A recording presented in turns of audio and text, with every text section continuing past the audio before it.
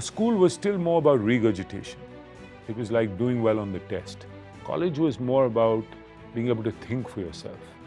And I think in a way that set the ground for when we set up Ashoka, when I thought of the idea of a broad, when we say liberal arts, it really means broad education. Two is we felt there was a big missing gap in India in non-technical education, where many of our universities had plateaued. I've been precisely thinking about this, and we want to be pride, take pride in what we have in our civilization. A, it doesn't come in the curriculum. B, even if it comes in the curriculum, does it prepare us for tapping into the economic opportunity? We've done a lot of things right, but we have not created the number of jobs to earn quality jobs. And I think that's the reason why wages have been low. If we can now take out that, those blocks, those obstacles, I think we will start to grow faster. So I think job creation is something India needs to focus on. And the talent is there because most of our jobs are basic jobs. I don't think we have a massive skills problem. The skills problem is in a few technical areas.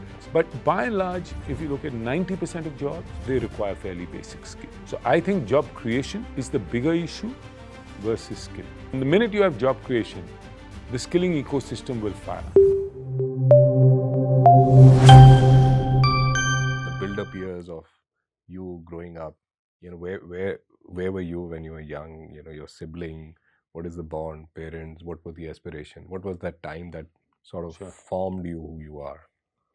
So I was a little kid in Bombay and then moved to Calcutta when I was only 3 years old. So really, really small.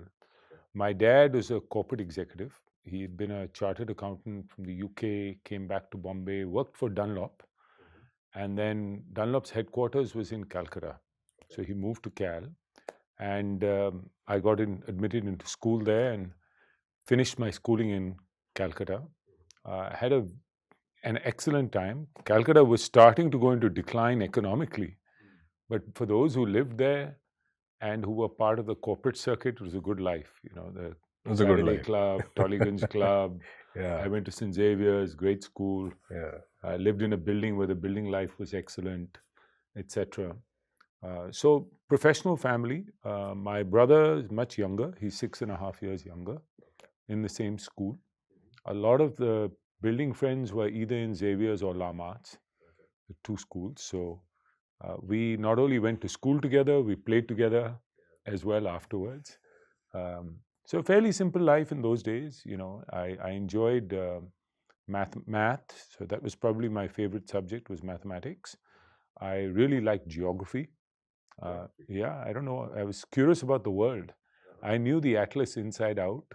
I literally had mugged up the damn atlas. I could draw the boundaries of countries. I knew the rivers. I knew cities. I knew everything. Population, area, all of that. I had a real just the sheer interest to know the world, what exists out there. A sheer interest in geography. And those were not the internet days, right? No. So I mean, literally, the atlas was one of my favorite books. I could just open it and just, go through it and look at where the rivers in Africa are, the mountain ranges, the cities. Just had a deep, deep interest in geography. I was I played sports, so I was an all-rounder. I was not a fantastic, but played probably 4 or 5 different sports. Couple for the school, the rest for my house. I really got thrust into school leadership when I was in 9th grade because I became house captain for my house, and our house won the sports day and all of that stuff. And so there was a little bit of responsibility apart from studies and sports and things like that. Always loved other things like debating, elocution, things, public speaking. I was very lucky that our school was turning 125 when I was in the 9th, 10th grade. And Gyani Zail Singh, who was the president that time, was coming to our school. So there was a committee set up of the small committee of kids from school, and then to manage and a similar group from the college. So it was the first time we actually, as a combined group, college and school kids, got to work on organizing a large-scale event. It was 125 years. President of India is coming. So got to bunk a lot of classes. And it was the first real interaction with older girls, because our school was an all-boys school. Yeah. And we used to always, look out the window and look at the college girls and all. And this is the first time to have a chat with them and be part of the same group. And so it was fun organizing that. So I really enjoyed my time in Calcutta, the Bengali culture and all of that as well. And my aspiration was to be a teacher. And how old were you when you felt like this is Well, I knew I liked maths. My grandfather, when we would be on holiday, my maternal grandfather, my Nanaji, was very good at mental maths. Okay. So he would just throw problems at me. And he could do a lot of tricks. So he taught me some tricks. He also could multiply big numbers, like a 7-digit number with another 7-digit number, just in his head. Just processing. Like 7-digit number multiplication. Yeah. Wow. So I could do that. I mean, I learned how to do it from him, and I admired Shakuntala Devi. Was this legend. When computer we were brain. Oh, she'd beaten the supercomputer or whatever, the IBM computer. So it was this legend at that time. And she wrote a book called Joy with Numbers. So I was fascinated by not just the school math, but this mental math, tricks, stuff like that. And I had the chance to teach middle school kids for a day this kind of stuff. And I really liked it. And so I thought that being a teacher would be fun. But those dreams were killed very quickly. So, you killed it, or was there a pressure? Well, I think that I realized that I wanted to move on. My mom also was, very, very pragmatic. That look, maybe this is she would. My teachers were great, but she would point to them and say that look at the lifestyle. You don't want to end up there. So, and I had an aspiration to do other things as well. But I mean, for a while I was very fascinated with that. And but generally, I would say, all in all, Calcutta was a great place to grow up. So, what is it about Calcutta? And incidentally, this is not the first time hearing, city has effect. Yeah. What is it about Calcutta? I think firstly, in our world, it was very professional. Okay. I grew up in a building which was only professional. You couldn't buy your flat. Every flat was owned by a company. And depending on your position, you got to stay there. So everybody was highly professional, well-educated. They wanted their kids to do well, academically. General level of integrity was quite high. And basically, no airs. Nobody was throwing their weight around. They were all equal, but different. Yeah. Different, and came from all over India. Interestingly, in a building with 40 flats, there were probably 3 Bengali families. And a lot of people from North India, from Tamil Nadu, from South India, the professionals were from all over. So it was a cosmopolitan place. I think that made it very interesting. Our school was an old school, St. Xavier's, which was strict. And so I think the heritage of this old school, also grounded in Calcutta, very conservative, all of that. And then Calcutta itself, I think, just is a cultural place. It's got a slower pace of life. It values literature, the arts, much more than a place like Delhi, or Bombay. Particularly, Bombay is a pure commercial city. Calcutta is much more than that. So that grows on you, I think. Even though I wouldn't say I was a lover of Rabindra Sangeet or something like that, but I think generally you imbibe sort of the ethos of the place. So and I would say just general goodness in people. Really? You felt that? Was there, yeah. So that you carry that along? I think in your heart? I think so. Yeah. And if you were to just, I would just quickly fast forward and then go back to that time. Fast forward, why? Because, you've built education institution of reputation, global reputation. So is there something that you've carried from your own experience at Xavier or in Calcutta, or amongst the intellectuals at that time, that you always felt that if I were to do that in future, so these are the pillars that I would infuse as part of the DNA of the institution? Yeah. So I think firstly, Calcutta was not an aggressive place. I found when I used to come to Delhi 2-3 times a year because my grandparents were all here, all 4 grandparents. Okay. And I always found the aggression in North India, in Delhi. So just the being calm, knowing how to deal with life, I think Calcutta was very good at. This idea of being well-rounded, I think to me came from Calcutta.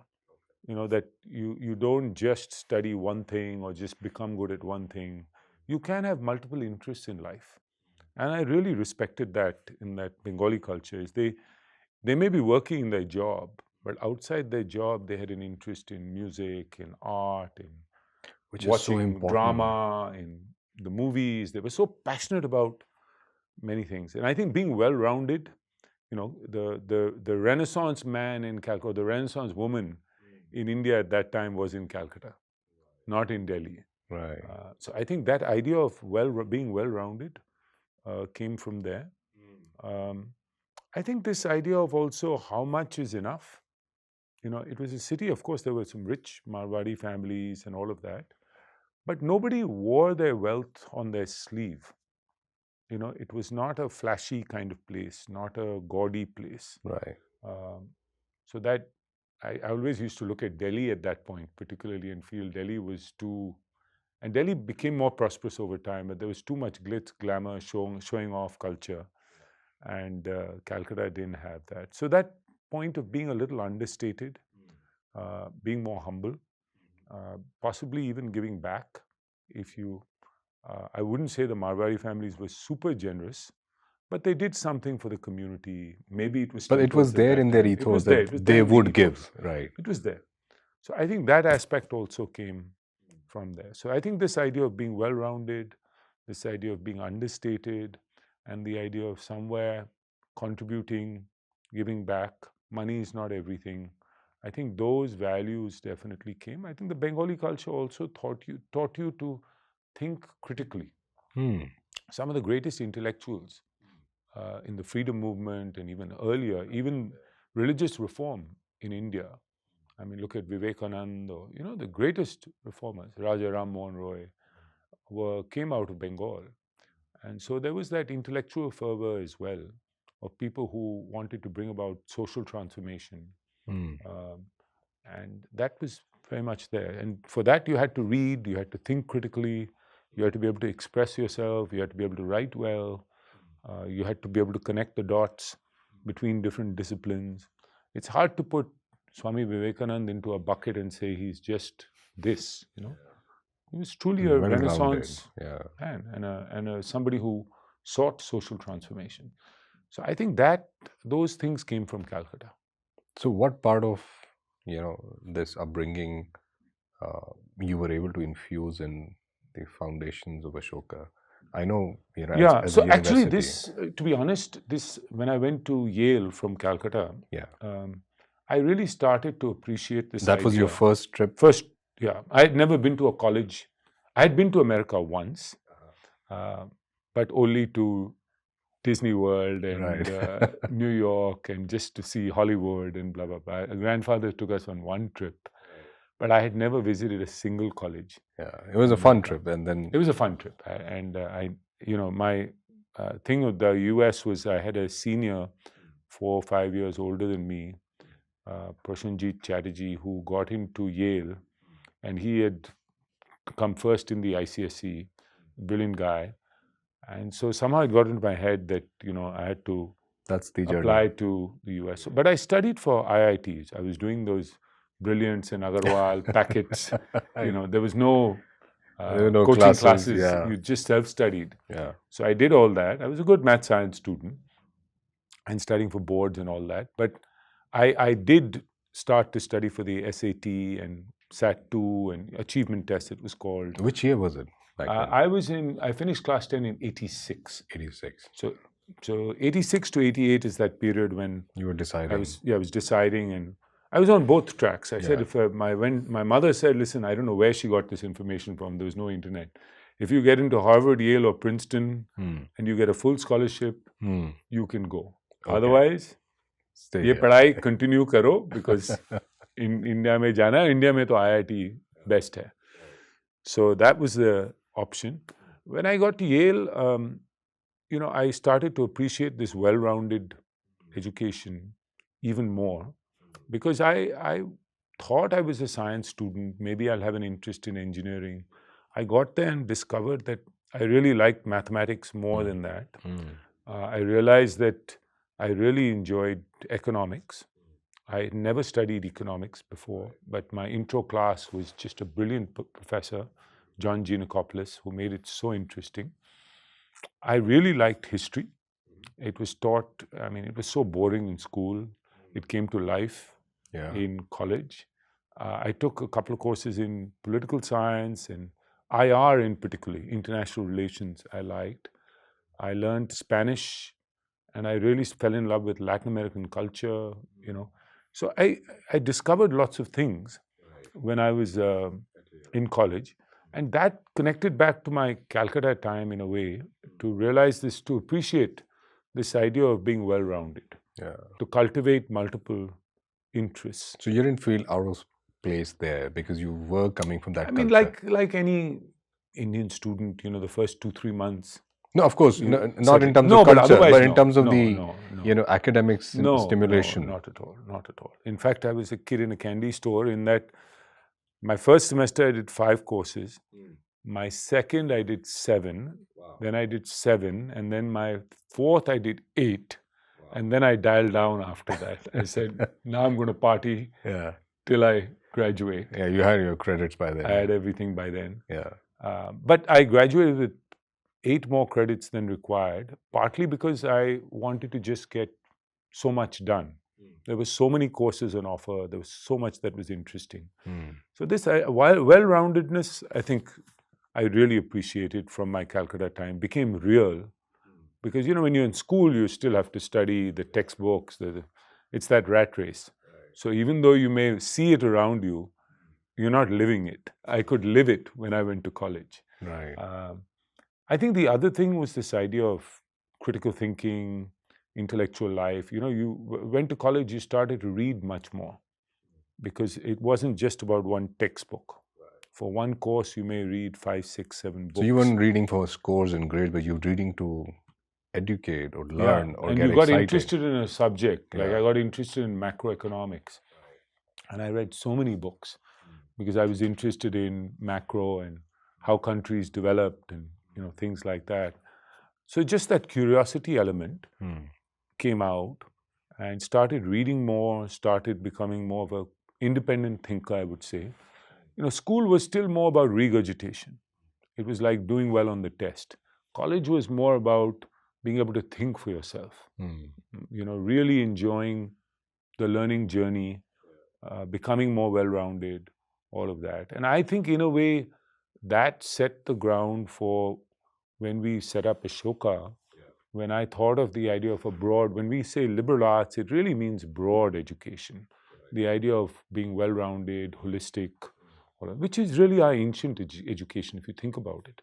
The scholars who came to Nalanda or Takshila or Vikramshila, they were very well-rounded because they read texts of philosophy, religion, literature. They learned new science and math concepts of the time. They learned to argue, to debate, to question, things like that. So that really, the Calcutta journey and the Yale journey, I think is really what made me appreciate what really a 21st century education ought to be. So had you been born in Delhi? I don't know. Would have been a very different journey, right? Yeah, I don't know. Yeah. So, but then of course, from being so much right-brained and suddenly getting into investments, getting into business education. So was it a decision, or was it the circumstances of being in Yale, being in US? Everybody's speaking about it, and that's where I need to follow. I mean, this is a most revered path, and while I'm here and I'm the most capable candidate to do this journey, let's just do that. Or was it a conscious decision that? I would say that the good thing with college was there are many people who chose different paths. Many were an intern with a Supreme Court judge, or wanting to go to law school, or somebody wanted to be on the Yale Daily News so that they could go into journalism. Their aspiration was to go into the New York Times. Somebody wanted to go to Wall Street. Someone wanted to go to academia. It was very diverse.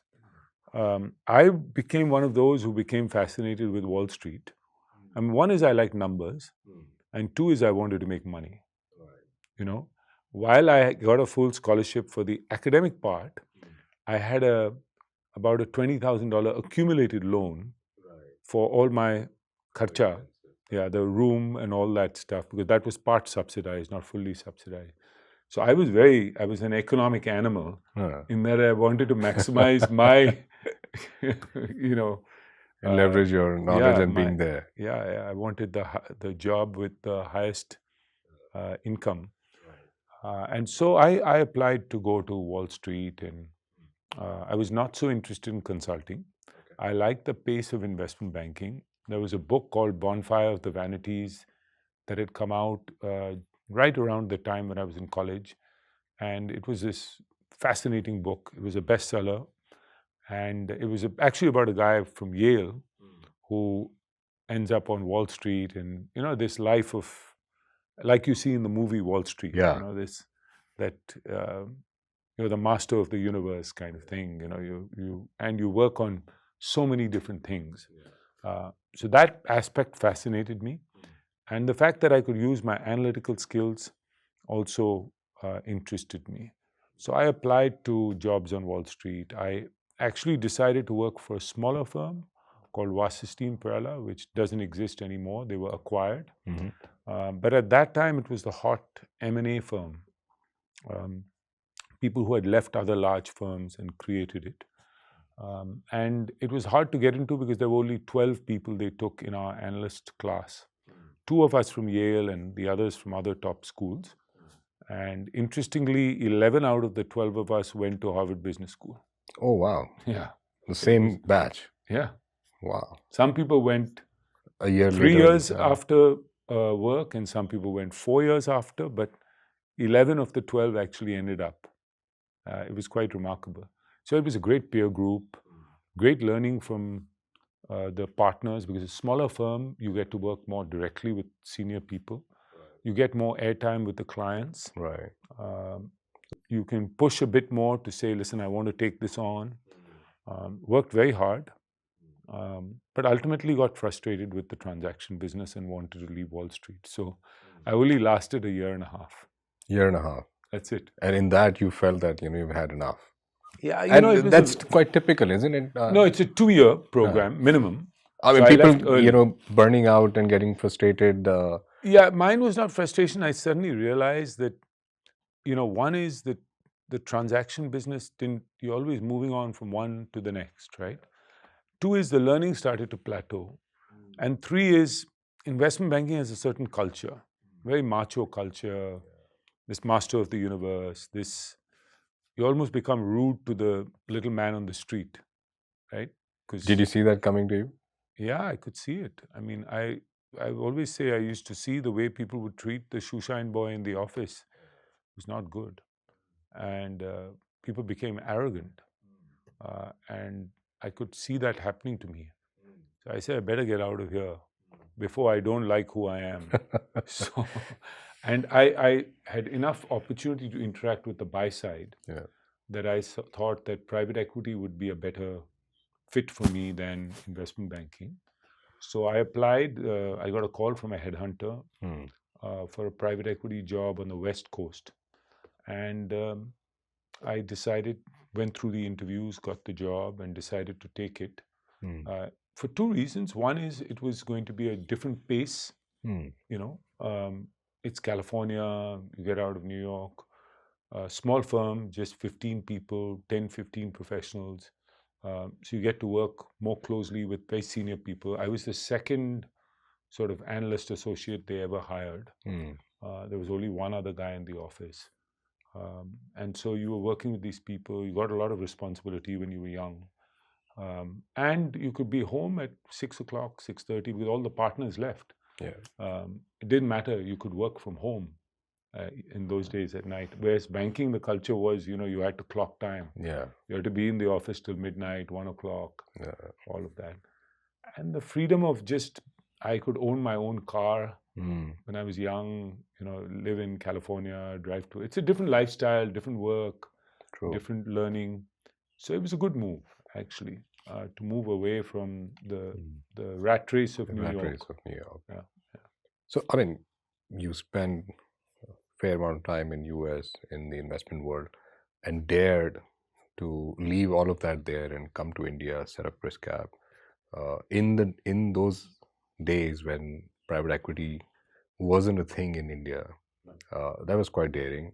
And what drove that move? Of course, coming to India, there could be many reasons, but not working with some of the top firms here, but really going out on the entrepreneurial journey, setting up ChrisCap, coming from a professional family, where everything is very well, charted out in a professional life, just jumping right in the middle of entrepreneurial journey with the sharks here and doing something new which hasn't been accepted in the Indian market. So where that strength, that confidence, that plan came through? I think it happened. So post this private equity job, I went to Harvard Business School. I think it came from there.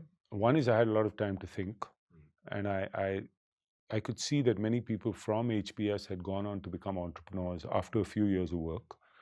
Two is I felt, with this degree, I mean, frankly, I'm employable even if I fail. So that gave me some confidence. Three is mentors. In my past couple of jobs, I had some senior people who liked me, who were looking out for me and almost egging me on to do my own thing. And that gave me a lot of confidence that, my boss, my second boss, when I went to California, is a guy, George McCowan. He's now in his late 80s, almost 90. And so much older, almost 30 plus years older than me. Also had been to Stanford undergrad, Harvard Business School, very accomplished. And he was in love with India. Okay. So he took me under his wing. And we made a trip to India together. And he gave an interview to Business India or Business Today, I forget. Okay. And in which he said, Ashish will come back someday and set up his own PE firm. And I wasn't sitting in the room when he said that, but I read the interview and I said, George, are you serious? And he said, of course, you can do it. So I think mentors helped a lot, give me confidence. And then finally, because I had that confidence, I found a partner when I was at business school, a guy called Raj Kondor, who also had a desire to come back. And so the two of us started, in a way, working on a plan, started coming back to India. I also had worked for another guy who wanted to back me. So started thinking about that, cultivating potential network. And then after working for 2 more years, I worked at Goldman in sort of the hedge fund business in risk arbitrage. I chose to leave. I had this thing in my head that at age 30, I should become an entrepreneur. So, yeah. And so not work too long, because then you get stuck, the compensation is high. You get used to the goody good stuff. You can't leave. And then, entrepreneurship is about, it's a grind. Yeah. Right?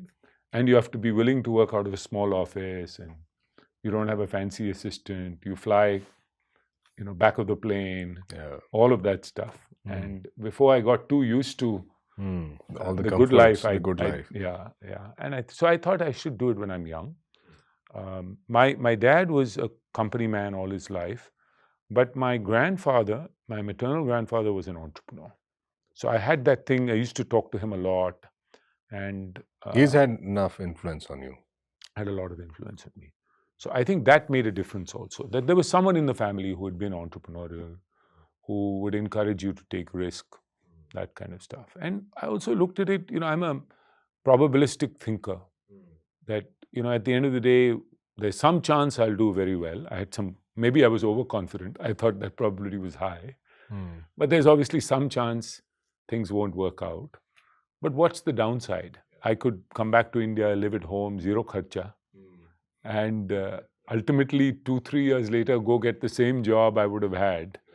So I didn't see too much downside, and I only saw upside. So that's the reason I did it. And you did it really well, and took Chris Capital to fantastic heights in terms of returns and reputation, the transactions that went through, and I believe some of the transactions that you entered into during your tenure of being there continue to reap excellent returns even till today for people and possibly for you. But what prompted you to give it all away and said to the team and to the family that this is not the journey that I want to pursue anymore? I mean, that's like a dream job, dream venture anybody would really wait for their entire life to get on with, and you just put a full stop there. No, so firstly, I was very lucky. We went through a very tough time initially, and then actually survived because there was a massive emerging market in India bull market from 2002 to 2008. Yeah. So sometimes a rising tide lifts all boats, and being at the right place, right time is so critical in life. You can work hard, you can be smart, but luck has to be on your side. And I definitely had luck on my side. I also had the very good fortune that even though we had some churn initially in terms of the team, ultimately the team that stayed and settled down was a very good team and great culture. We had a lot of fun together. We bonded. We almost like family. And how big was the team?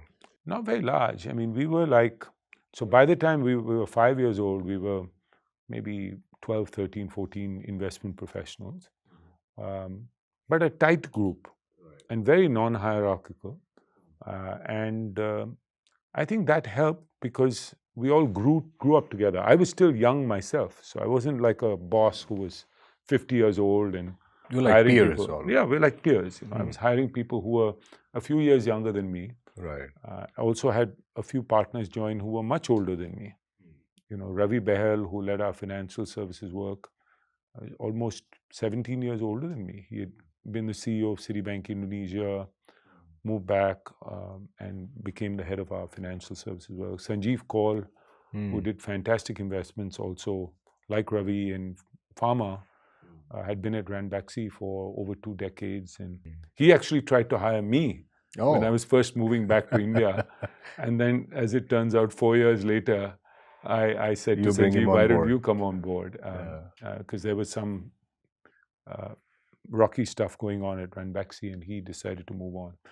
So I think this ability to work with some older people, younger people, but very tight as a group. Our offsites were the most fun. Children, spouses. I mean, till date, our spouses are all friends, Right. And we'd have a get-together coming up, holy time, etc. So fantastic times together. We grew up together, no politics. And, we started to distribute the carry, the profit share to people. And I think people really, they were very smart, very ambitious, and had great sense of ownership in the firm. And I think that made it easy for me to move on. Because when you have colleagues who are better than you in some ways and take a great degree of ownership, and they develop and they have this maturity, you're ready to hand the baton to them. So my belief also was that, when you move on, do it gracefully. I don't need to stay on and keep one foot here by being a chair or something. I don't need to. I wanted to move on, have a completely different life. And my colleagues anyway were the ones going to be building the firm going forward. So it's only fair that they owned it, they ran it. It was going to be their baby afterwards. So what was the reaction when you broke the news first time? Well, I had in some ways hinted, but I think nobody believed me when I dropped hints. 5 years before leaving, I used to joke. Yeah. I have other interests. Someday I'm going to move on. But I think people thought, ye to bakwas. But then 2 years prior, I had gone on holiday in 2010. And it's sometimes a good time to reflect, where you are, what you want to do, etc. I spoke with my wife, Manisha, also. I spoke with my parents. I think they were sort of a bit unsure because I think they were happy for me to move on, but they were just not sure that, will you start to vegetate a bit? Are you going to be retired? If you're moving on. But otherwise, I think they were very supportive. And I, wanted to move on really. And but move on to what? Like, was there a clarity? Yeah, I think there was clarity. I wanted to work in the social sector. I wanted to be out of the corporate sector. I liked the idea of driving change in education in India, because I felt education is sort of the bedrock of economic growth, societal transformation, and it changes people's lives. So I decided when I made the transition that I'll dedicate myself to education for the first few years. So did the thought of Ashoka came first or Center Square Foundation? Actually, almost at the same time. Ashoka first in some ways because Sanjeev Bikhchandani had approached me. For me, it was a latent interest, but I think it got sparked when that meeting happened. And I knew Sanjeev from before. And then others as well, Pramat Sinha, Vineet Gupta, etc. So we had a core group that used to meet in my office one Saturday every month. And for many months, actually, and that group then kept getting smaller and smaller and smaller and smaller. And then a few people sort of were the core who had the staying power, stayed in there. And ultimately, we got the land in 2010, and some of us had to put in the money and sort of get it up and running, etc. So that was the Ashoka. And Central Square Foundation was in my head, but I couldn't actually create the legal entity till a year before I left. Because a year before I set it up and then had somebody join a few months before I left. So I wanted to have a bit of a running start. But the other project was a collaborative project, so that was already in motion. This one got started a little bit later. And did you really felt the need that liberal arts is where you want to start the journey for Ashoka, or were there other options in your mind? Can it be a tech university? Can it be a medical sciences university? Yeah. Actually, in the beginning, when the first conversation started, we had this idea of being a multiversity. So everything. Like today, if you look at Harvard, it has everything. It has a medical school, a law school, even has a divinity school, an education public school, policy school, an education school, a business school. All these professional schools, plus the core undergraduate program and PhD program, etc. So we said, look, ultimately we may become a multiversity, but at the core, we want to really be holistic and interdisciplinary, because we think that's the education that's relevant for the 21st century. And two is we felt there was a big missing gap in India in non-technical education, where many of our universities had plateaued. Delhi School of Economics in the 70s, 80s was a premier place. Today, I don't think it is looked in globally. It's not what it used to be then. So I think there was a need in many of these areas to have leading institutions in India. And we felt that if you're going to be interdisciplinary, holistic, we can also be different by being non-technical in the beginning. So we started with humanities, social sciences. Right. We then grew into the sciences, computer science, data science, all of that stuff. We still don't offer engineering. And you've been part of the journey as well as a founder. But I think the premise was that do a few things in the beginning, do them well, build a reputation, and then add on to that. Right. So much so now that we've even announced a school of management. So it's not that we can't, and tomorrow, someday, there could even be engineering. Maybe not every discipline within engineering, but maybe if Ashoka has computer science, it may choose to get into some form of engineering related to that, or chemistry, it may choose to, or bioscience. So we haven't closed any doors, but I think it's a sequential thing. And Why university? Why not K-12 education? Because that's the foundational, time period for children to grow up, and that's the intake that you're going to take. And if this is sorted well, the job becomes easier. And True. My second question is around what kind of children are coming to Ashoka, and do you feel that the education that they've got, there are massive gaps that Ashoka has to fill in for, or you feel that it has come, the learning curve has been there, and the better students are coming now? So I do care about school education as well, and particularly the early years. I think we've seen from the government's data itself that almost half our children fall behind by class 5 primary school. And once you fall behind permanently. And that creates sort of some inequity in society, because these people then don't have access to jobs and they don't have the relevant skills, etc., etc. So Central Square Foundation works on this issue of foundational literacy and numeracy, the early grades, and on early childhood education, which is before school. But there it has a very different approach. As opposed to building one school or 10 schools or a chain of schools, we said we want to work with government to make the government system more effective. And the reason we said that, even though it's so hard, is because the public system eventually is where you can get scale and where the bottom half of children are. The top quartile are mostly in private schools. The next quartile are in private or government. The bottom 2 quartiles are mostly in government schools. And that's the population we want to work with to help improve their learning outcomes. So that's Central Square Foundation's strong focus.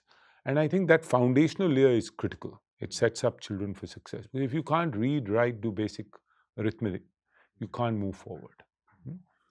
On the Ashoka side, when we look at students coming in, I think what we feel is that, look, Indian students are competitive because it's hard. There's limited supply of quality seats. So they work hard in school, there's no doubt. But there's a few trends I'm seeing now. One is that a lot of students are undecided. Undecided. Yeah, they don't know for sure after class 9 through 12, after senior school, what exactly it is that they want to do law? Are they interested in history? Are they interested in engineering, computer science, economics? Some subjects they haven't even studied at all. They've never been exposed to international relations or philosophy or political science. So many of these subjects are unknown to them. So I think the idea of coming to college, getting a slightly broader exposure, being able to then decide what you want to major in as opposed to deciding early on, I think it's the flexibility that a lot of students want and a lot of parents want. So that's one. Two is, I think if we want students to be well-rounded, then not only do you want to introduce students to a subject, but the core curriculum in college should be about introducing them to ways of thinking of a discipline. So if you look at Ashoka's science course in the core curriculum, it's called Principles of Science. Right. So you understand, the big ideas of science, the philosophy of science, falsibility, how theories are proven wrong and new theories emerge, new ideas emerge, etc. And I think understanding that is very different from the way science is taught in school. Or if you take a course on Indian civilization, which is part of the core, in school you've never read, the Upanishads or the Mahabharata as a seminal text, or really understood aspects of Indian civilization. It's more just history, mugging it up, etc. So you learn to think like a historian also. What are the sources? How did this get decided? Why did people do what they did? And why are these ideas so relevant today, for instance? And in modern India, how have some of these ideas from ancient India been reimagined in some ways? And the same is true with other disciplines as well, So I think college allows you you've accumulated some knowledge, now to put a frame on it, to be able to think from first principles to understand how a historian thinks, how a scientist thinks, how a mathematician thinks, etc. It fills the gaps in terms of exposing you to certain disciplines. It teaches you to write well. I think in schools, children or students typically don't learn how to write very well. Maybe in some IB schools, but most schools, you don't learn to write much. You don't write much. Yeah, you're not able to articulate Yeah. what's going on in your mind. And the same thing with verbal articulation as well. Because the classroom is more sage on stage, it is not a discussion. Students, when you talk to them when they're in class 11, they may know a subject very well, but they often haven't questioned why something is a certain way. They aren't asking the professor why it is. That's not how the class is set up. When you come to college, a lot of that starts to happen. So I think Ashoka, in some ways, I wouldn't say makes up for, but rounds out students. It gives students choice. It rounds them up. It makes them more curious and helps them then become more confident in their own intellectual capabilities as they prepare for life in the corporate world or academia or whatever they choose to do after college. So what has to change in the K-12 schooling education that this journey, you mentioned about Yale, where kids were planning after the first year to intern with a Supreme Court judge or go join something in journalism, and fairly clear on the path that they want to take. So are we there, or what is missing for Indian kids when they enter into universities to start thinking like that and be actually, apart from being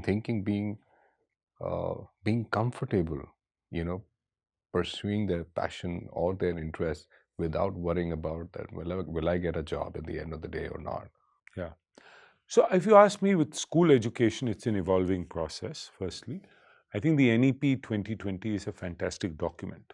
It lays the road or the pathway, I think, almost till 2040. I have a question on this NEP 2020, and I'm, I've read through it. Is it relevant for India? It's a great document, and I've seen some of the international documents, and I could see a clear reflection of what's written there and what's been adopted here, at least in the document.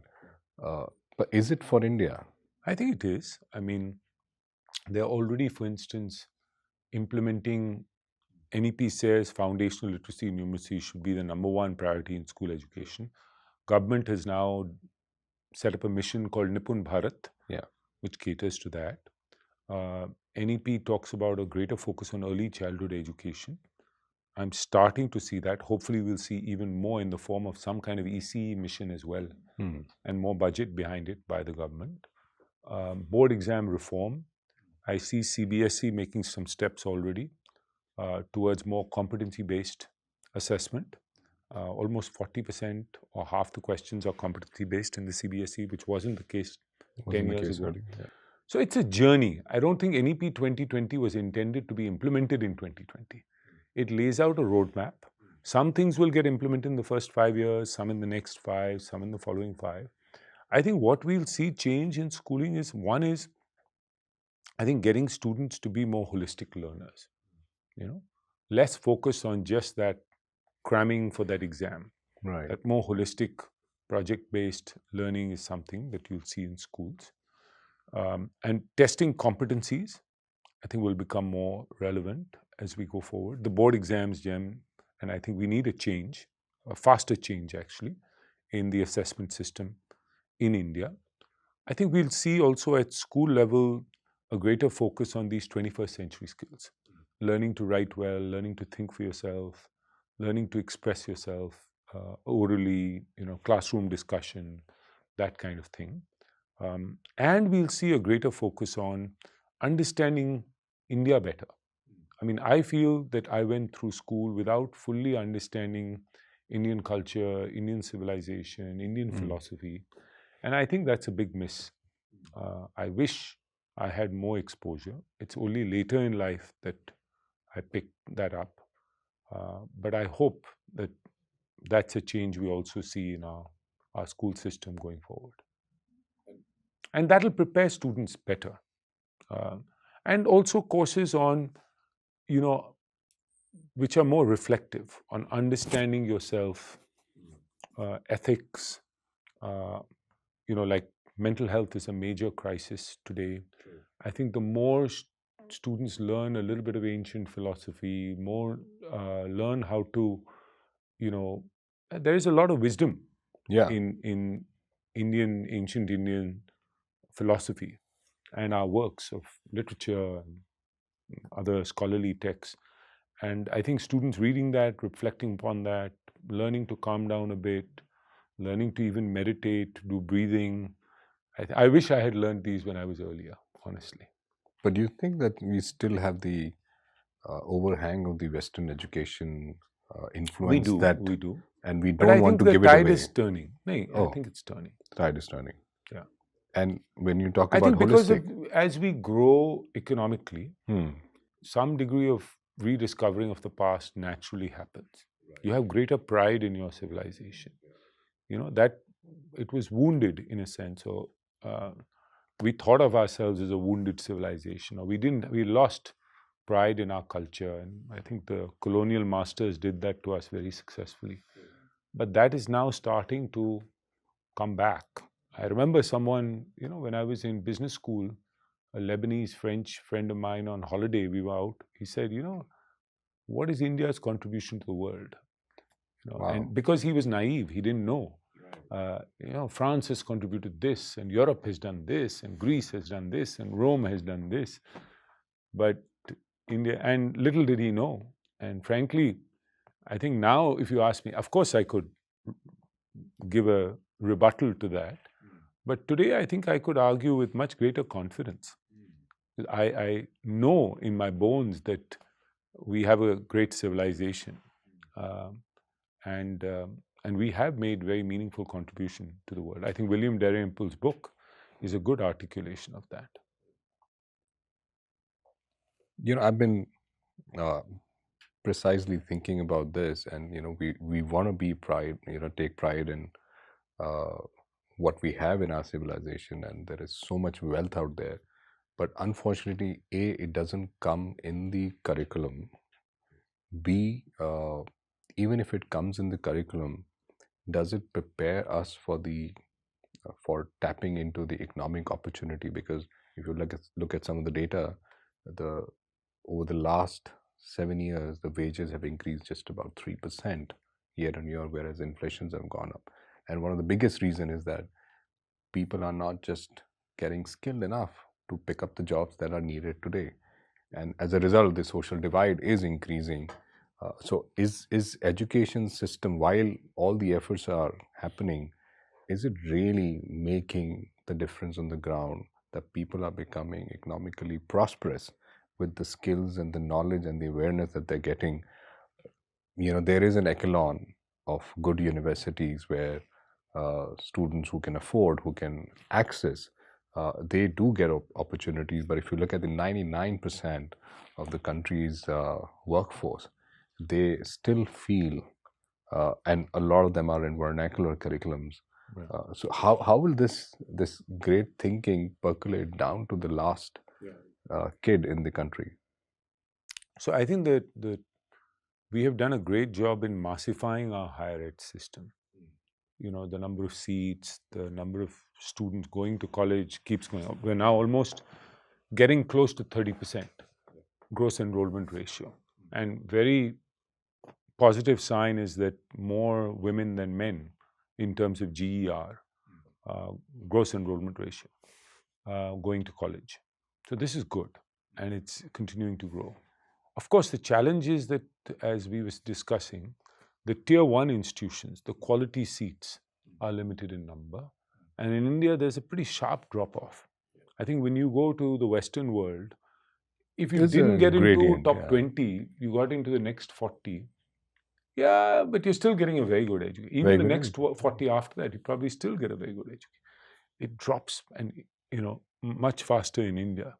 And then when you go to tier 3, into some small town, it'll be a thappa degree. So we have to reform higher education, and states need to take on the responsibility. I think center can only do so much. I think center puts a lot of its money into apex institutions, the IITs, Indian Institute of Science, ICERs, AIMS, And everybody can't access NLUs, etc. But they are the apex institutions. And now the center has taken them to almost every state across India. And it makes money available for other things. But I think the states need to take on the responsibility. I'm not seeing as much of a focus in terms of states. I think India is also unique in that private system is very large. 70% of students go to private universities or colleges in India. And so we need to see how we, and with private, I think it's a question of incentives, right?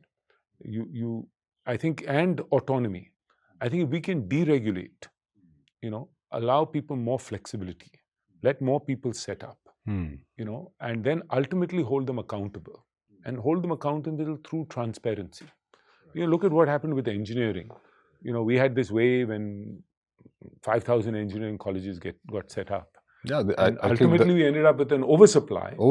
But it's okay. The market works. I think, students know which are the absolutely useless colleges out of which you're not going to get a job. Right. And slowly those had to shut down, or the seats were only 50% filled.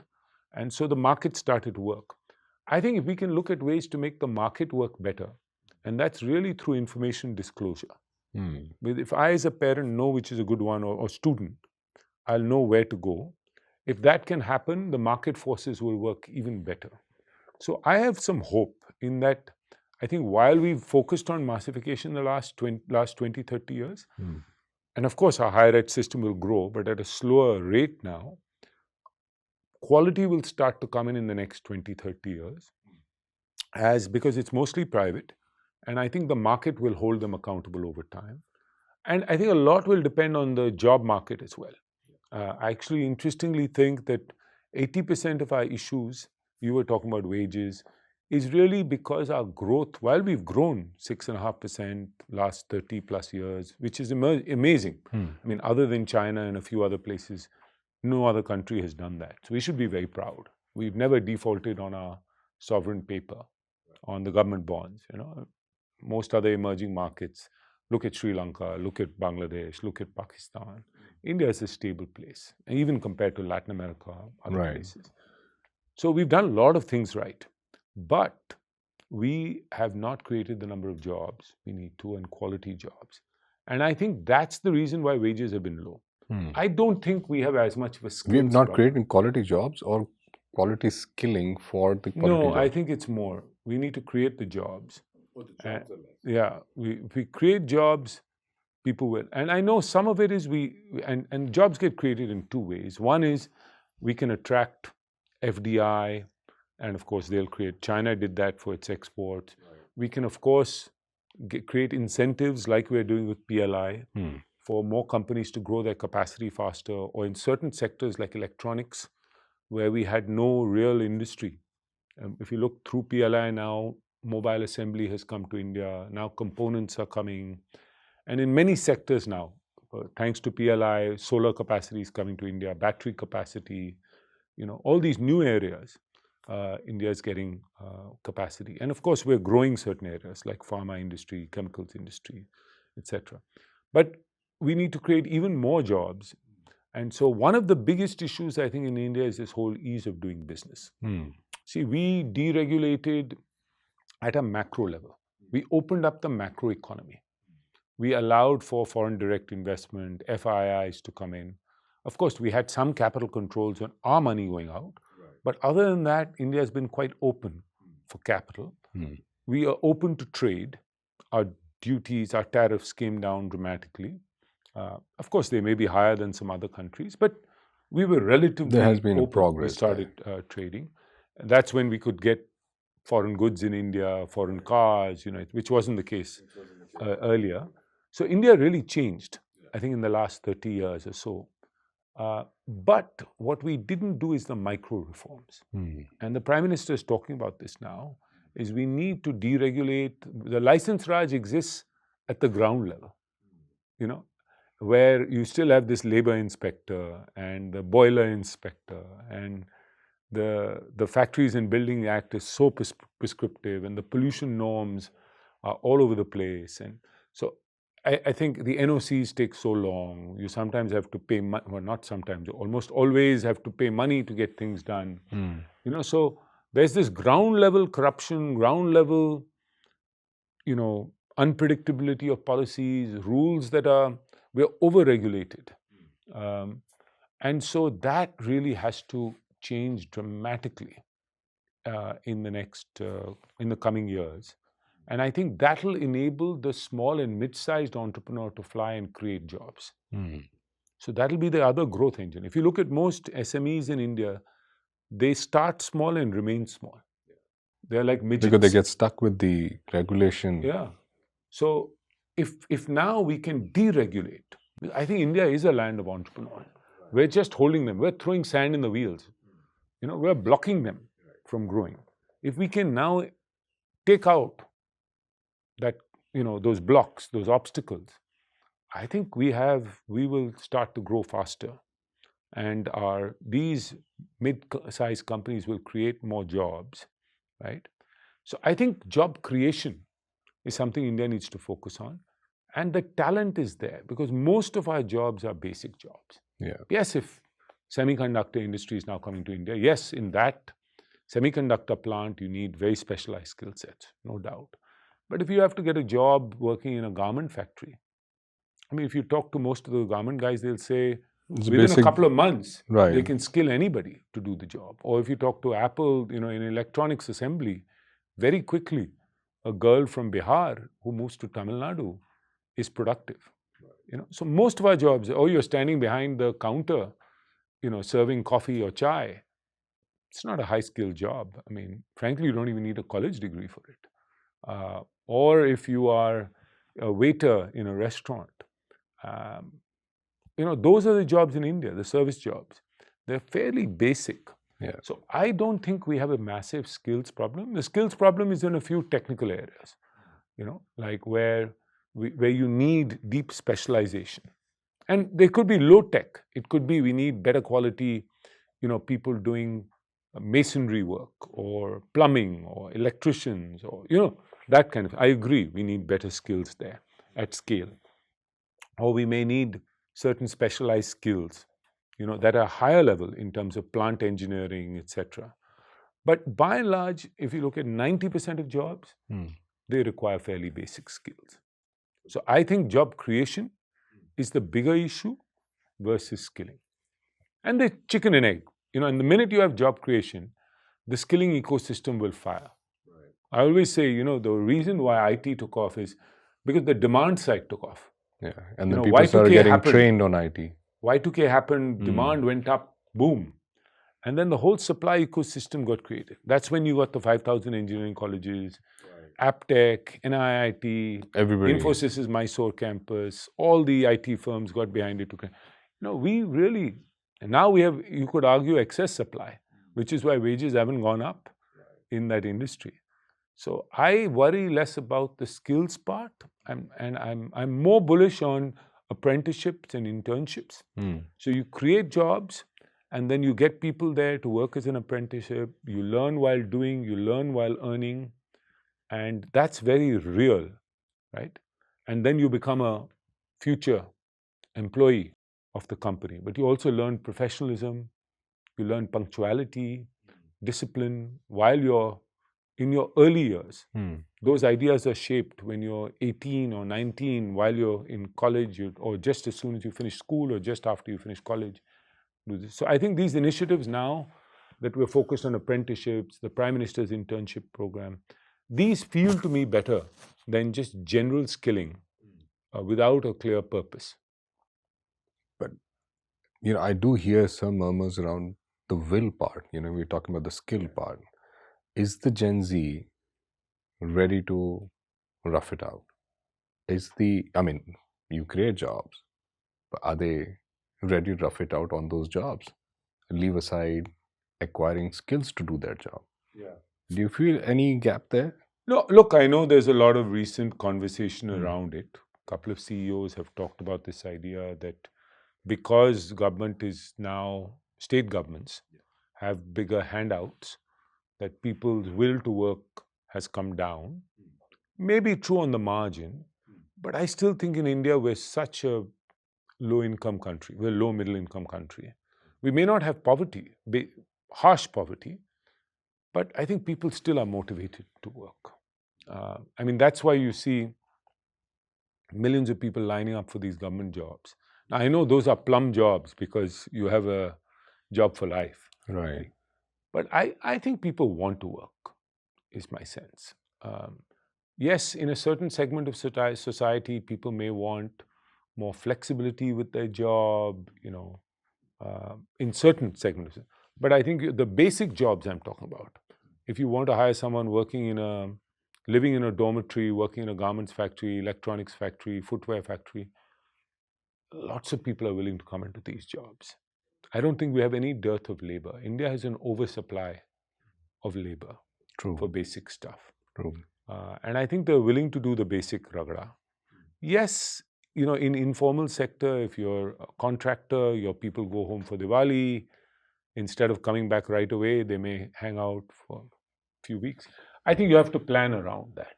And you would feel the same for, days productivity, leaving aside the overall willingness to work. Do you think that's come down? No, we need to be much more productive. Yeah. So I think we need more productive jobs and improve people's productivity over time. But I think that'll happen on the job. My only point is not that skilling is irrelevant. I think that on the job, learning while doing, learning while earning is the right paradigm versus, I'm going to skill you on how to operate a cash register and create a fake lab for you to do the work and give you a textbook on how to do retail. I don't think that's how it works for most of these jobs. Now, maybe in an ITI where you learn how to become an auto mechanic, yes, that's real skilling. But as I said, that may be relevant for 10% of the jobs. For most jobs in the service sector, for most jobs in basic manufacturing, which are assembly oriented, or just a factory worker, on the line, you don't need that. So that's the point I was making, is you learn more on the job and then you'll become productive, over time.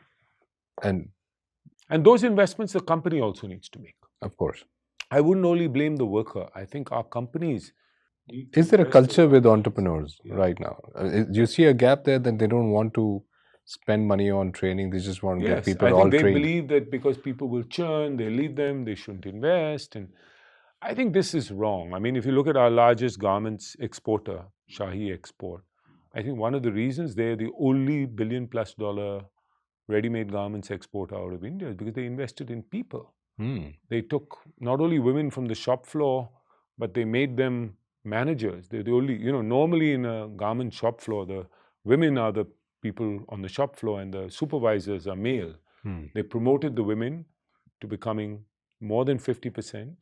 They treated them well. They're giving them a hot meal and experimenting with that, to see. So I think if you treat your workers well, you invest in them, show them a pathway, a career ladder, they will perform.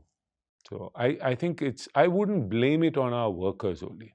I think we have to look at where we are today and say that in your companies, if you create the right incentives, the right training, and take good care, I think people will perform. And to that point, I mean, have you seen change of, women getting better education, higher education, and getting jobs? Because there's a massive potential talent that is sitting at home, as per some of the statistics that keep coming. Do you see that needle moving towards the economic engine? It's moving, but mostly in urban India, mostly in certain segment. But, if you look at the PLFS data, some 40% of women, 43% I think now, used to be in the 30s, used to be in the 20s, are in the workforce. But if you look at men, like 80% of men are in the workforce. So I don't think it's only social norms. I actually think women are now extremely well educated, extremely skilled. I think it's a few things. One is our labor laws. Many industries, women are not allowed in many states to work at night in many jobs, to work in certain hazardous industries or certain industries. We have to rewrite these rules. So that's one. And states are doing it. I mean, I'm seeing big changes in Uttar Pradesh, in Tamil Nadu. In Tamil Nadu already was doing it, but in states like Uttar Pradesh in the north, very progressive and wanting to. Even in Odisha, very, very quick to change. So I think more needs to be done there. More needs to be done to create the enabling conditions. Women don't want to go too far from home because of safety issues, transportation, safe housing. So you see often men migrating from the hinterland into cities, but women don't. And often because it's not as safe for them to do so.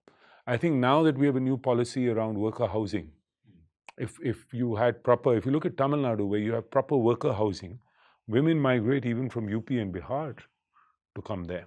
Right. So I think as we create the enabling conditions, safety, security, transport, creches, all of that will allow women, housing, all of that will allow women to come into the workforce. And then a third is, I think, a little bit of the mindset of us realizing that women are as productive as men, and that having both in the workforce is probably a net positive, because women also add a lot to the culture of the company. There are some studies that show that in some jobs they're more productive. There may be higher retention rates within the company, etc. So I think even our large companies, we looked at the top 2,000 companies in India, and we found that out of the base of 12 million employees, only just over 2 million, 2.2 million are women. So 19% women. Wow, that is abysmally low. So this is a project called Close the Gender Gap that foundation called Udayati Foundation is working on.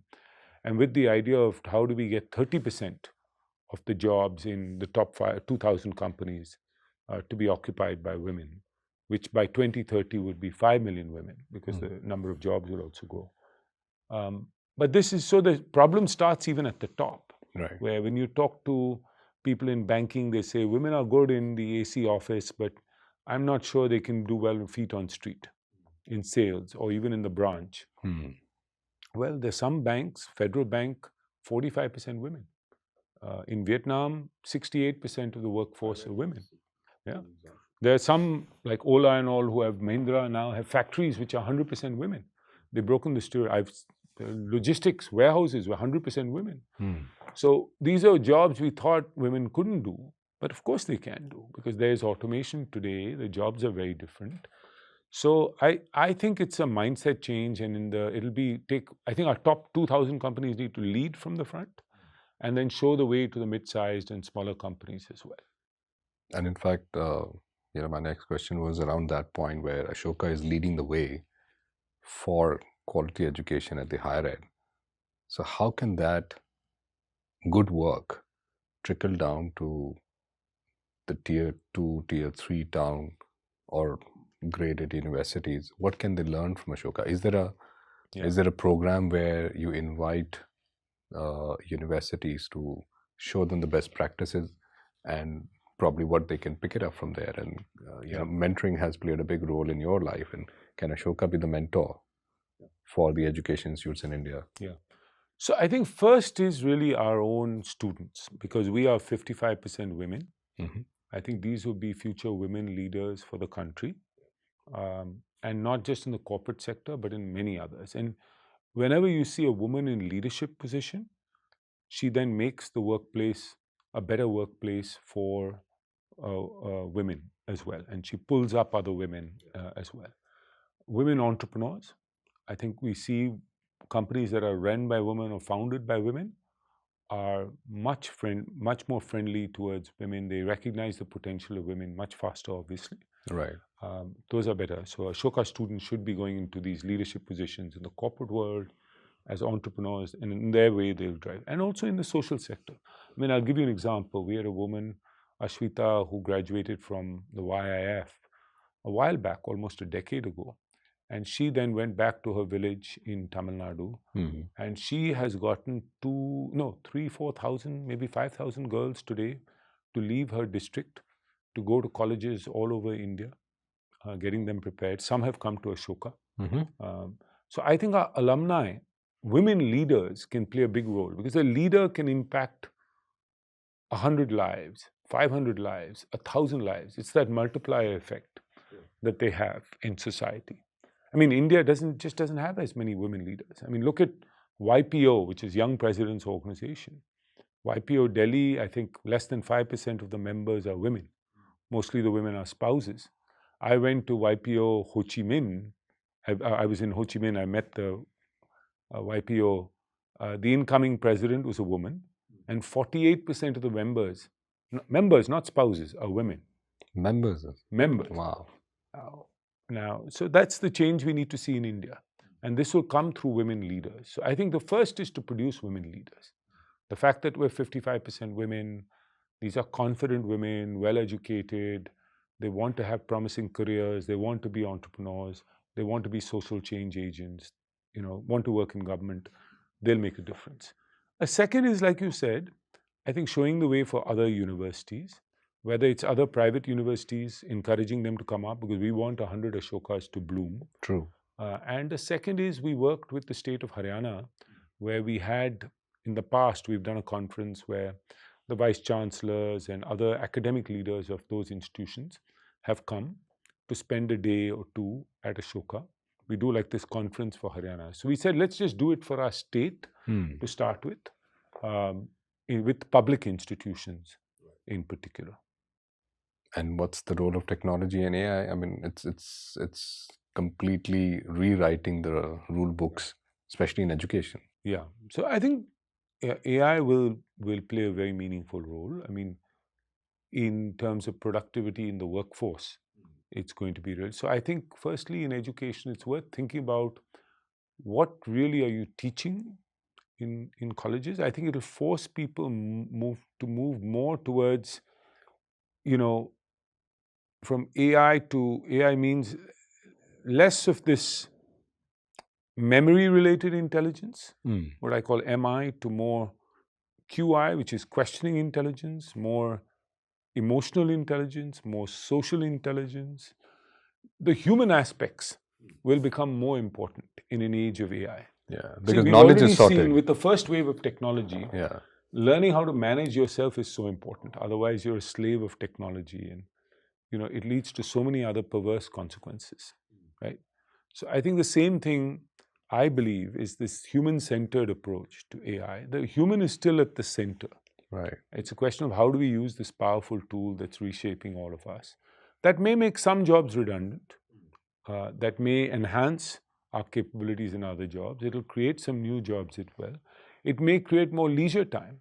It may force us to think about how to spend leisure really well and in productive ways, maybe helping others, maybe investing in ourselves. And I think India, I recently read, there was an op-ed by someone who talked about, we need an AI trained on ancient Indian wisdom. Wow. Because it may be able to teach the world something, as opposed to just facts and knowledge coming from the internet. And then I was at the Mahakumbh day before yesterday. Oh, you were there? And yeah, I was at the Aarti, the Swamiji gave a lecture, and very interesting. He said, in the world of AI, RI will become important. Religious? RI is Rishi intelligence. Rishi intelligence, wow. Yeah, which by that I think he meant more, the ancient wisdom. Yeah, which is really about how do you manage yourself, how do you, tune your mind. I think so much of happiness is about how you tune your mind. Now, in a world where, imagine if you don't have as much work, I think a lot of people get their fulfillment through work. Can you get your fulfillment through other means? And how do you tune your own mind to be happy, and manage relationships, do other fulfilling things in life, take care of nature, take care of your friends, your family. It should hopefully make us better humans going forward. So I'm an optimist, but I'm not just a techno-optimist. I think that I'm a human-centered optimist. I think the primacy of the human will be even more important in an AI-centric world. I think the technical people only look at, AI from the technical lens. I look at it that actually we should invest in our humanity even more, because that's what becomes will truly really unlock the... Yeah. AI, will be a certain type of friend, but I don't think it'll substitute for your real friends or your real family or your real caregiver. While they can do the work, you can actually spend more time with the family. Yeah, to do. So I think that your social intelligence, emotional intelligence, all this managing yourself becomes so much more important in the world of AI. So, when you're talking about social and emotional intelligence, one question always bothers me is the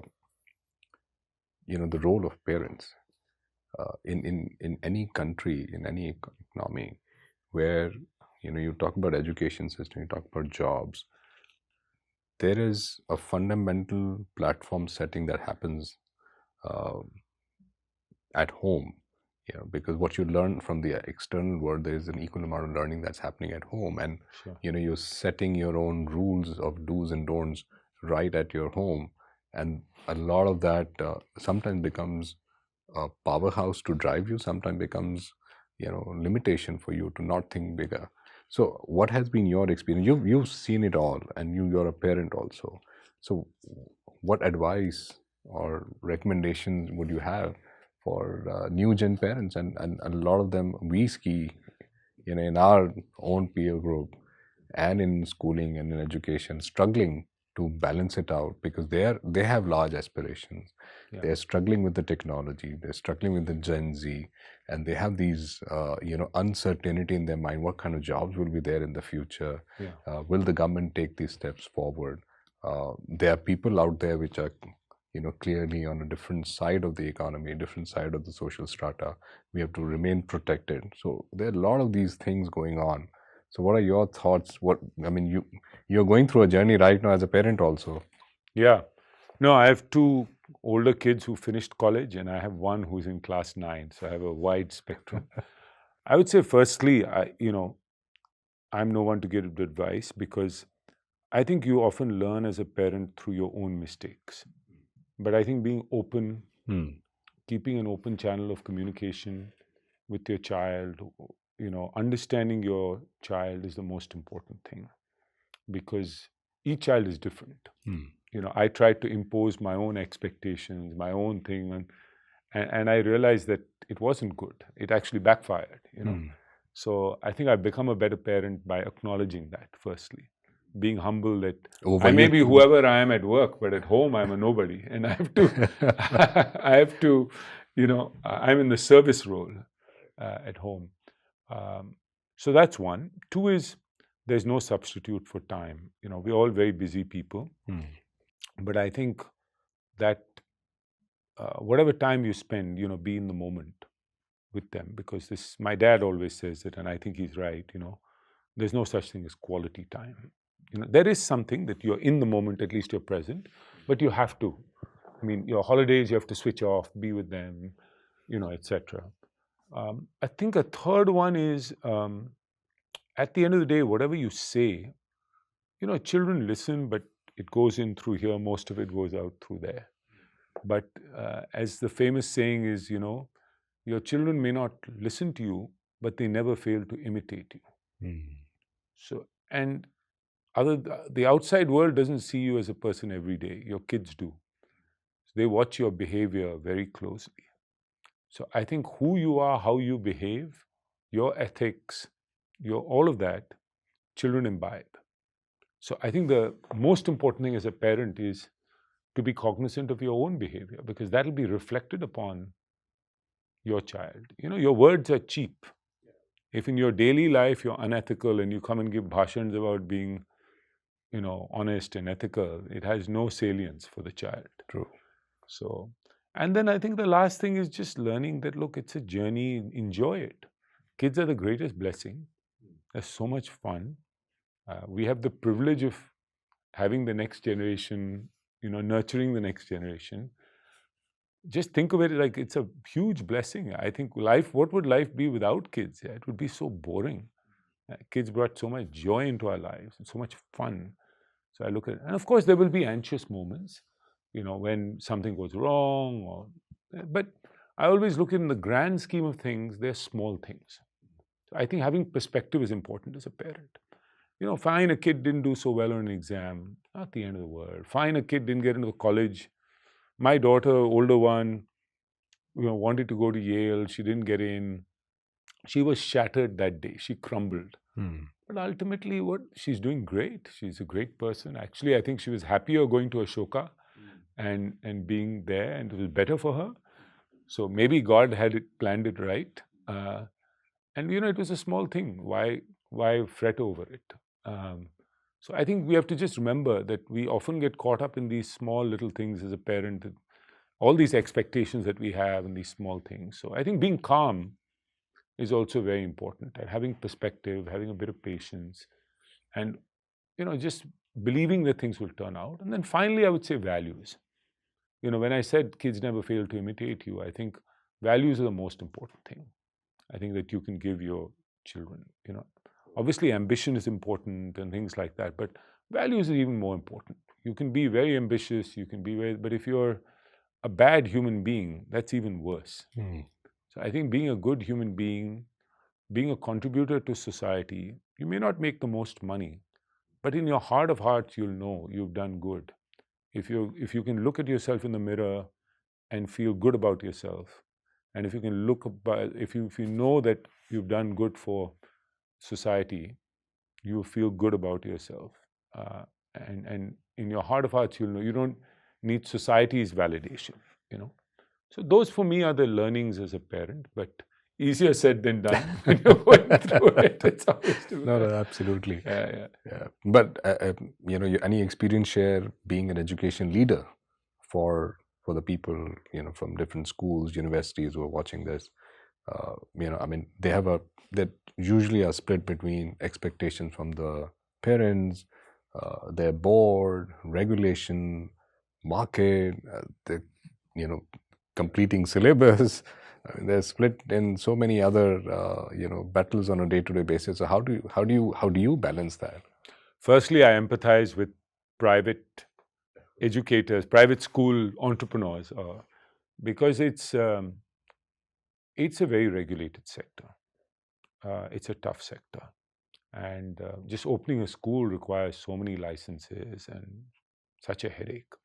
So I think we have to simplify what the Prime Minister said, what now this move in India to deregulate, etc. This has to come to education. So that's one. Two is, I think as in education, while you may be there, Ashoka is a pure non-profit. While a lot of people are there to earn their bread and butter, and I have nothing against that. In schools, somebody setting up a CBSE school in the interior of Jharkhand, they're doing good. They're bringing a new form of education that's affordable to a certain segment. Right. They should be able to earn whatever is justifiably allowed. But I think in education, you're also doing public service. So you have to wear both hats. And I think you have to optimize the public service one. And that's what gives you the biggest reward, the biggest joy. So what if your cash flow is a little bit less? But if you've impacted lives, that makes a huge difference. I'm sure that when someone is on their deathbed, that'll matter more. Knowing that they've been an educator, who has set up so many schools that made a difference in the lives of so many, you'll feel good about it, more than the profit or whatever they made out of it. True. So I think that's important. And a third is, I think, just to focus on quality. Hire the best teachers, pedagogy. We all get caught up in administration and other things, but at the core, it's about the quality of the education. And finally, I think to be innovative, like you were saying, the world keeps changing. There'll be AI, there'll be new, pedagogical methods. Just being open and being innovative, I think, is very important also in education. And one last thought. You're out there, in the minds of people with the efforts you've done as a philanthropist. What stops India to become a giving nation? I believe it used to be. There were many big givers out there, but over a period of time, it's become quite self-centered or restrictive, or maybe it's regulation. So what can drive that change and lit that fire? So I think it's still there at the core. Maybe for a while it came down a bit. In the old days we heard about people being more philanthropic, and maybe it's because they lived in a smaller community and they were closer to the community. So maybe they gave back, whether it's building a temple, a hospital. In there, you are in a more urbanized world. You're more of a citizen of India versus your local pada, as they say in Calcutta. You don't feel as attached to. So I think that community giving was very much there earlier.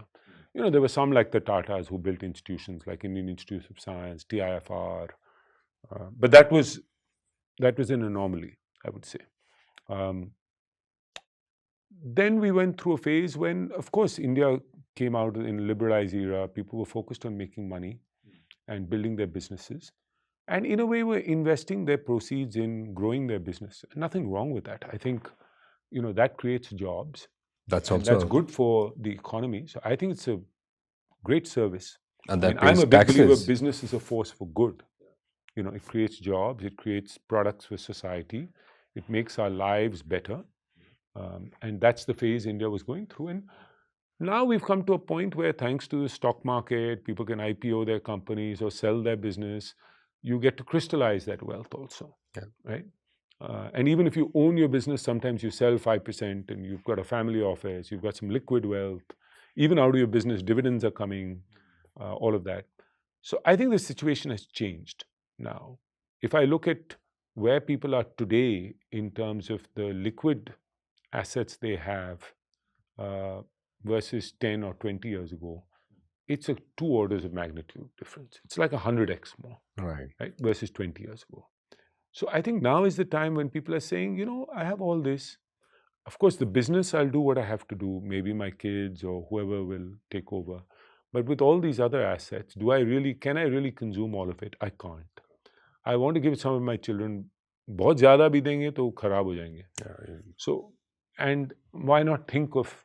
And I think giving is infectious. I think the fact that Mr. Premji, the Infosys founder, Shiv Nadar, many others showed the way, is also leading others. And in the next gen, you see the Kamath brothers and Dipinder Goyal and lots of others are being philanthropic at a very young age.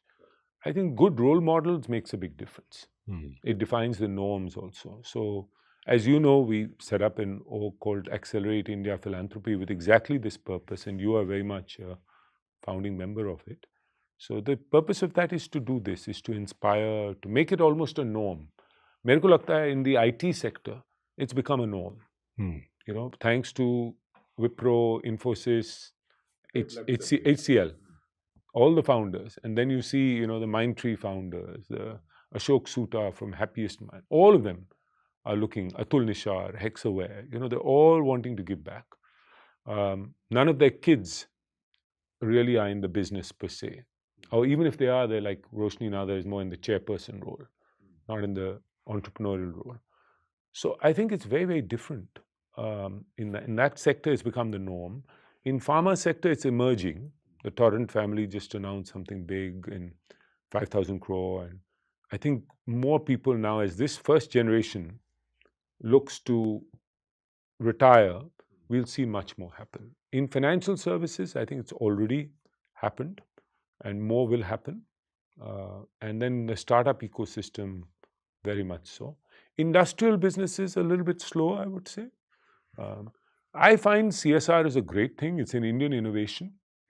We should take it to the rest of the world. It's 2%. Companies do a much better job than sometimes. I didn't know it's only in India. Yeah, mandatory only in India. Wow. So what we did smartly is we cut corporate tax. But then this is like an additional 2% tax we put on companies. But in companies' hands, they can spend it on their own. So you can be effective, efficient, you can target it to the area you want to the geography you want to. Sector, geography, people. Yeah, and I see CSR, of course, had some teething problems, but it's matured.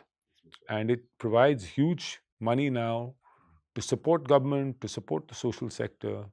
And for entrepreneurs also, it's a stepping stone to personal philanthropy. True. Because through your CSR, you also discover, Otherwise, you feel, यार ये NGO वाले ये तो सब पता नहीं क्या काम करते. What do they do?